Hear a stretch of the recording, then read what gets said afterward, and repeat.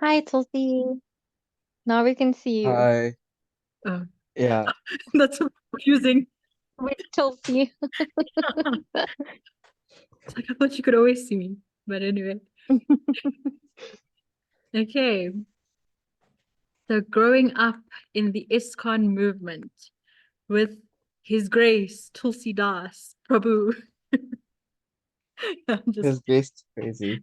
just So Tulsidas is a wonderful devotee at Iskcon Pretoria. He does a lot of service. He is also the dedicated salad maker when it comes to prasad during his cooking turn, and it is amazing. So thanks for making the salad every time it's your cooking turn.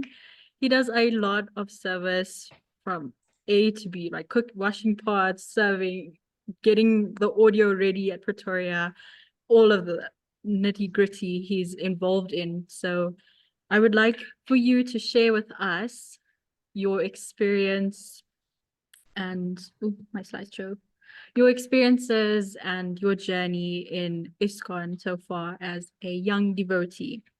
So we'll start off easy.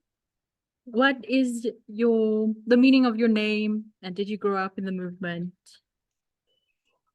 Also for the yeah, so I was born into the movement. Mhm. Uh, stayed in the movement my whole life. I plan on staying. Yeah. Uh, my name is it's the same as Tulsi's, right? But with an A in it. Uh, How do you explain it to your so friends when they ask you what it means? oh, I explain it as I was named after because they don't know what Tulsi is, right?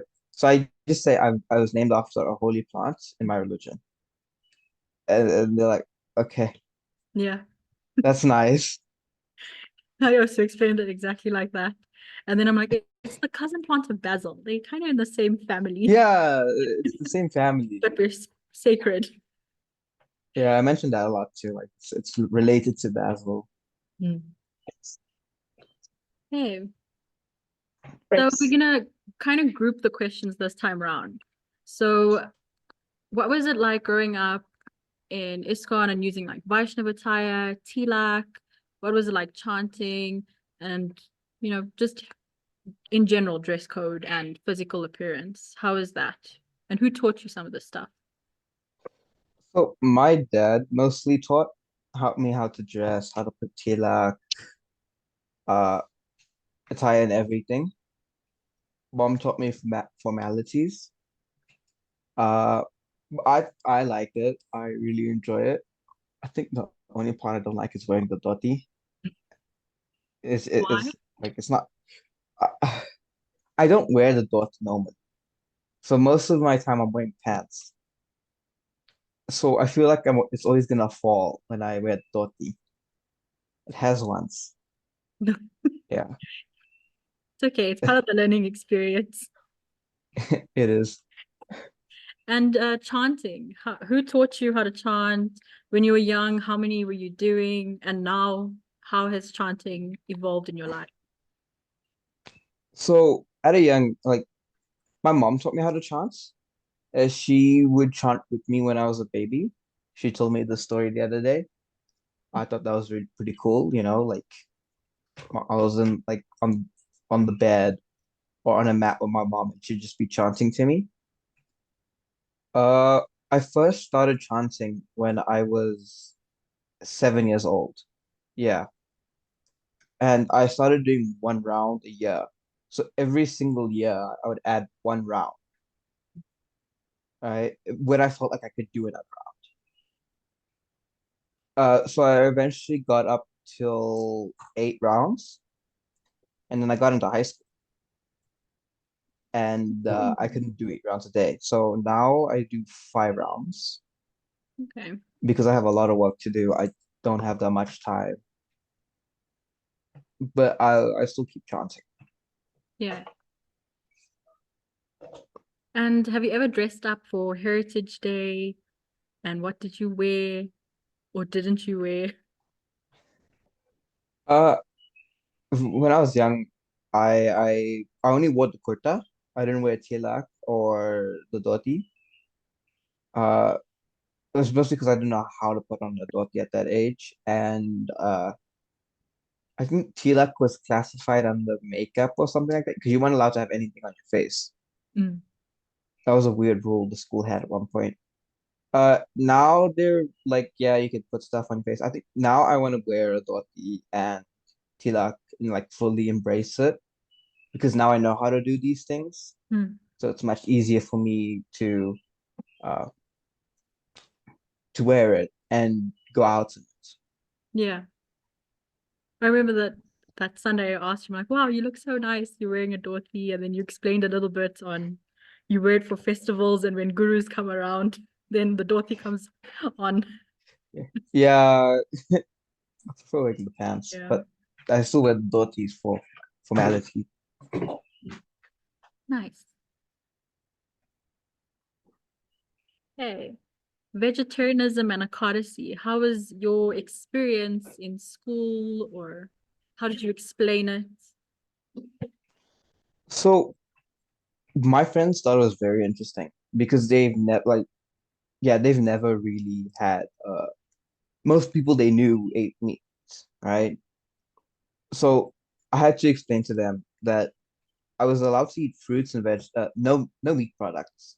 So I wasn't allowed to eat eggs, meats, fish, and so they always mixed up with veganism and vegetarianism. So that was kind of annoying. But they are open to learn about it more, and it's I kind of like talking about it. Yeah. For sure. But luckily, you actually have that distinction between vegan and vegetarianism. Growing up, people didn't even know, when I was growing up, people didn't even know what vegetarianism was. So it's nice that you can at least distinguish the two because people have heard of both. So it's nice how times have changed a little bit. Yeah. Yeah. And most of my friends don't even eat that much. They mostly eat like sweets and stuff, so it's much easier to deal with. Okay. Yeah. So it's not like in your face every day type of thing. Yeah, it's not like, they'd come with like chicken or something. No, they would like bring a packet of jelly tots and eat that throughout the day. Okay. And how's your relationship with Akadasi? Comes twice a month. How it was yesterday. How did it Oh, go? I remember I started Kadashi when I was, I think, when I was in grade 4. So I think I forget how, that was so many years ago. Yeah. Um, I distinctly remember hating it, right? Because it was, for me, it was like mostly potatoes, and I didn't really like a Kadashi paneer at that age. I wanted like the usual bread and stuff, but I slowly grown to enjoy it more. And then my mom discovered the Kadashi flour, Hmm. so that's really nice. I think now I mostly just take a packet of nuts or fruits to school a day, and then I eat that. Nice. Yeah, I like how you said I used to hate it and now you're growing to like it. I think that's an important Yeah, point because it's kind of going to be there forever. So you kind of have to, I have to embrace it now. yeah, Otherwise, you I'm have, just gonna like yeah, every 2 months of every 2 days of the month, I'm just gonna hate it. So may as well just embrace it now. yeah, Like exactly, exactly. That was also my mentality. I used to hate it and now it's like, it's grown on me. now it's like second nature. Oh, it's a Kadashi today. Okay, I can't have bread or Yeah, breakfast. yeah. And sometimes it comes so fast that you can't even be like, oh, it's here. And I get angry about it because it's already here. I think the half day fasts were the worst The because harder, like yeah, especially during school time because everyone would be eating. right? And I think it's just a coincidence, but most of my half day fasts land on PE days or days I have to do sport. So now I'm like doing PE. They're all early in the morning for some reason. And so now I'm just tired. I want to drink water and it's like 2 hours till Yeah. 12. Yeah, half day fasts actually feel more rough than any other one. They do, yeah. And then there's a Kaddish half day fast like we Yeah, had Friday. yeah. So that's fun. That is. Okay, let's go on to our next slide. So, what is the importance of spiritual friendships, and do you have some role models? Um, yeah, yeah, I have a lot of friends, right? I'm pretty much friends with everyone on this call. Like I know everyone. Mm. Yeah. Uh, we do chat. I think friendships isn't a problem. Like having spiritual friends, it's fun, you know? You just like you talk to some votes you meet randomly on one day, never seen them for the first time ever, and you just like click and get along. Yeah.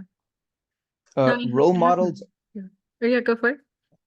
yeah, role models, I would say it's really Prabhupada. It's very inspiring Mm. that like a very elderly age, he traveled around the world and preached to people that sometimes wouldn't even want it, wouldn't like care about it.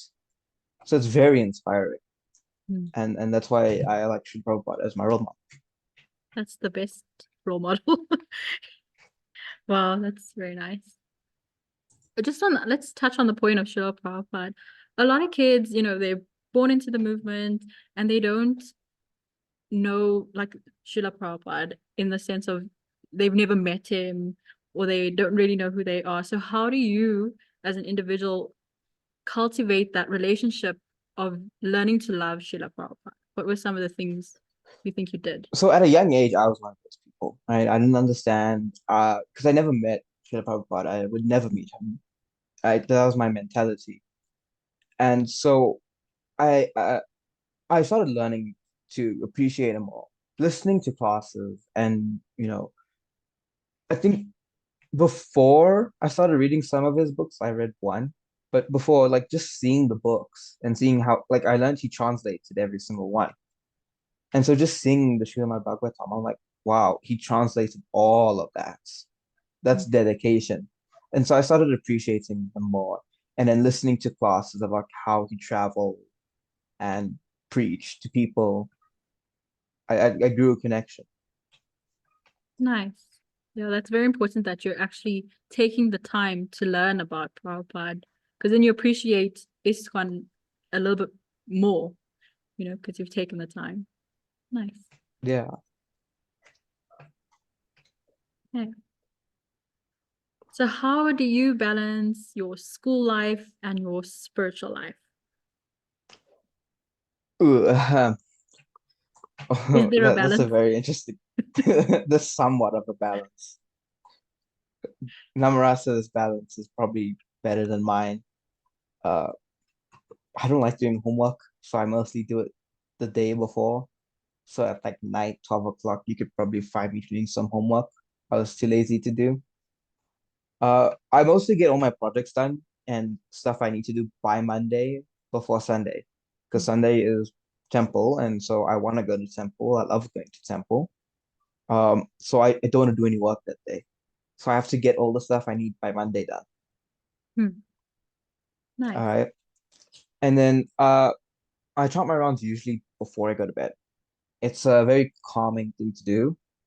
And so it helps me fall like to calm down and relax. So after my 5 rounds, I'll switch off the lights and go to sleep because I'm now calm, right? I can worry about tomorrow's problems tomorrow. Nice. Yeah, I mean, it is meditation after all. Yeah, it is. Um, and schoolwork is just done whenever. I try to finish it as like soon as possible because I don't like doing work in the evenings. So you mentioned that you prioritize going to temple. So what does temple mean to you? Like, Ooh. why do you continue to go to the space over and over every Sunday? Temple to me is where I go to learn. I go to learn where who I am, why I am, and how to get out of this material world. I think for me, it answers a lot of my questions of life. I think at 4 years old, when I became self-conscious, I had so many questions. And then going to temple, I'd always get an answer. And I was pretty satisfied with it. I actually remember that So, you were that little kid asking questions to anyone and everyone who came and gave class. And your father was always like, Tulsi da, calm down. Like, Calm down, don't calm. ask. I remember that quite distinctly. And we always wanted to hear you ask a question. It was always so entertaining, but also so inspiring to see that you wanted to know so much at such a young age. It's very nice. I still do. Yeah, I still still. do want to learn much more, right? I think I have like lessened it, right? Because I got most of the important questions out of the way when I was young, right? Because I knew, right, when I'm 15, when I'm 16, I need to get these questions done. Nice. Yeah. And have you started reading any of Srila Prabhupada's books or done any courses? I have not done any courses. I wish I had. Oh, I still can, but I don't have time now. I have physics, I think Tuesday. So that's fun. But I haven't really done any of the courses. And I started reading Science of Self-Realization because I remember distinctly being told it's a good book to start on. Because Bhagavad Gita was being thrown into the deep end, right? I mostly like listening, so I'm not a big fan of reading because I could listen and then while I'm listening I could do homework or something, you know. Mm. But I have started reading Science of Self-Realization. I'm not far. I'd say like maybe 10 pages in. Nice. But at least you've Yeah. started, you have to start somewhere. And I it's have to nice start that somewhere, yeah. you've started. And do you have any favorite festivals or favorite time of year? So hear me out. My favorite festival is near Jalakadashi. Wow. No, Why? it's not. It's Oh, it's Govardhan. it's Govardhan Puja, yeah. Yeah, it's Govardhan. Uh, don't get me wrong, near Jalakadashi is nice, right? I think they have no eating is something nice, and then you go to the gym afterwards. Yeah, but I like Govardhan Puja because my dad makes Govardhan Hill for our Pretoria temple. So I remember helping him sometimes, and then when we go there, I have to help him build the base of Govardhan Hill and then decorate it and make it look nice.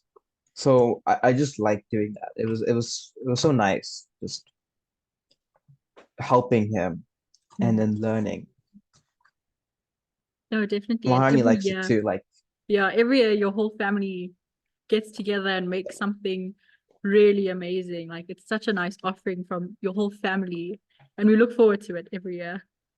I look forward to it too. I just can't wait, Govardhan Puja now. I need to start. I have so many ideas. I can't share them with you because I'd be spoiling. But yeah. That's fine. And growing up in a devotee household, were there any responsibilities that you had to do, like altar duty or offering or anything like that? Even making prasad? So I used to take the offerings off the altar. So I was not awake. I'm still not awake when my dad puts fruits on the altar, but I am awake when he's supposed to take it off. So he gave me the task of taking the foods off the altar. Uh, I help with like I help also with the sound system. You mostly said all my tasks like in the beginning. So like I help cook. Uh, I also do all the tedious tasks when cooking because that's fun. The sous chef. Yeah, so you have to do all the green beans, all the potato, all the carrots. You'll find me there somewhere doing something like that. Uh, my dad usually gives me the tasks of like charging the microphones and stuff, like setting it up when he's not there. I honestly like doing that because it makes me feel smart. So Which yeah, you are. those are all. I am. Okay, nice. So I think we covered all the questions actually, around about. What would you like to share since you have some notes? Hmm. I think it was mostly just like the guidelines you said. Okay. That was just what the notes were. Like there was one question guideline you said, which was the seeker. I forgot to mention that, but I remember this. My dad told me at a young age that to wear like wearing the seeker, right? It was a like I asked why do we have to have the seeker, and he basically told me when you die, Krishna will grab you by the seeker Mm. and take you back. Nice. So how does it work with you having long hair? It's just one big seeker now. Nice. That's my what I think.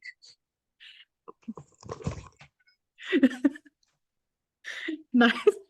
There it is in all its glory. One big secret. Tulsi does. Okay, we could open up the floor to anyone who has a question or comment that they would like to address or give to Tulsi Das. You can unmute and ask your question.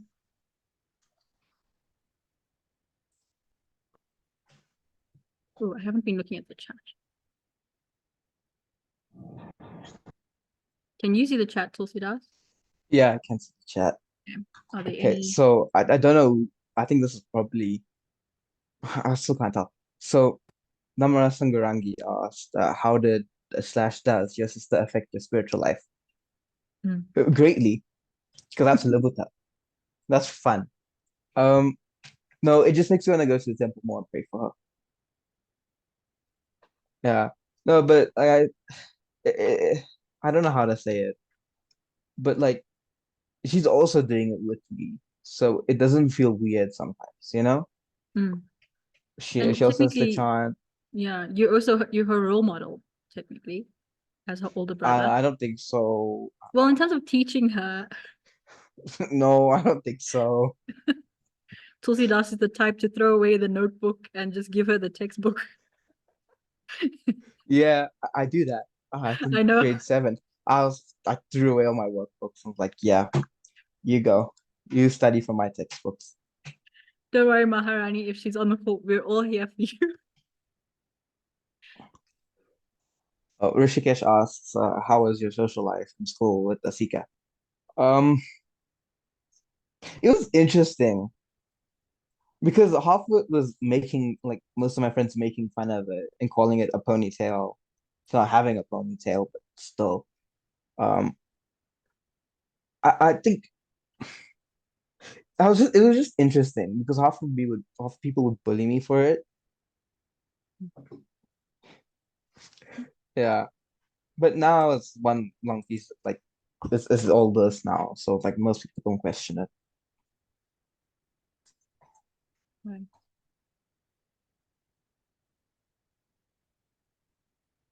Okay. Anybody else want to unmute or type in? Oh, here's one from Shruti. How do you cope with everything till today, being in a higher grade with more work? Good question. Very good question. I don't. I just do what needs to be done next. So if I see this needs to be due Monday, I'll start on Saturday nights. Um, I don't know. It's just like a go with the flow for me, right? To me, it's like it is what it is, and just do it. So balancing Krishna consciousness and work is pretty easy for me because it's like, okay, I need this done and I need that done. Let's get this done now.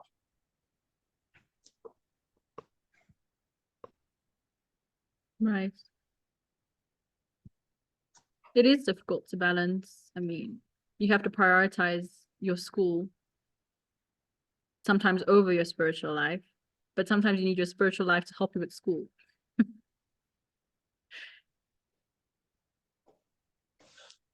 Yeah. Okay, I think that's also almost all the time we have for today. So thank you. Oh, well, okay, we've got like 10 minutes. Does anybody else have any other question?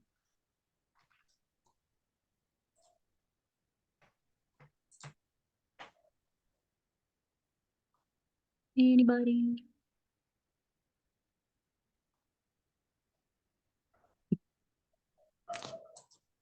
Well, that's a very interesting question. Oh, wait, mine or which Tulsi are you asking? What's the question? Maybe Rishikesh something. and Tulsi, what was your view on other Tulsi's growth in the community? Boy to girl. Oh, you to me. Oh, hmm. Oh, Rishikesh. I think I have enough information about that because I mostly like talked and interacted with Tulsi and them after COVID. So before COVID, we just see each other. And I was there, they were there, we did our own things. And then I only really started interacting with them after COVID. So I don't really have information to give an answer for that. Yeah. I don't expect one either. But I have noticed, we can say from maybe from girl to boy, I have noticed that Tulsi, yeah, there we go. Thanks, Rishikesh.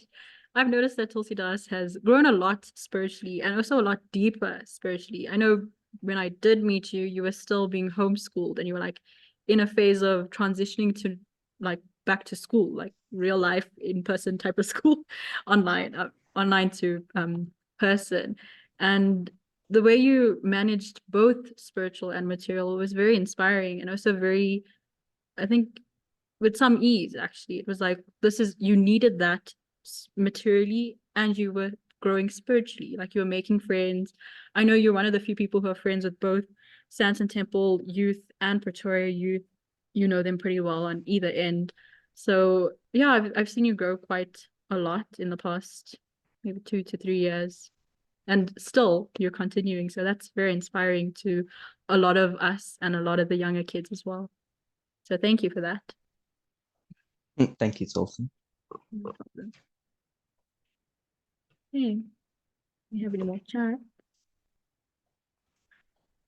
Okay.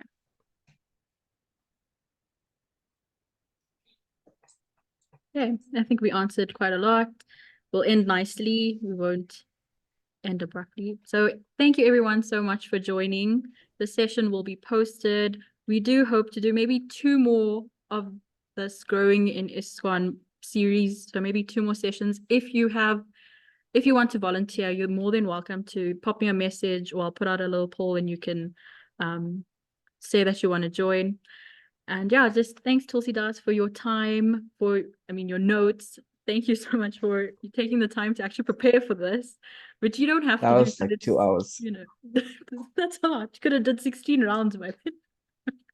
I'm just I kidding. could have. But yeah, thank you for taking your spiritual life seriously and being such a great example to all of us. So yeah, thank you for your time. All the best with the rest of the week. And Nordli Chinanda's appearance day tomorrow. Hope you guys will all be enjoying the festival. Okay. Thank you. Hare Krishna. You're welcome. Bye.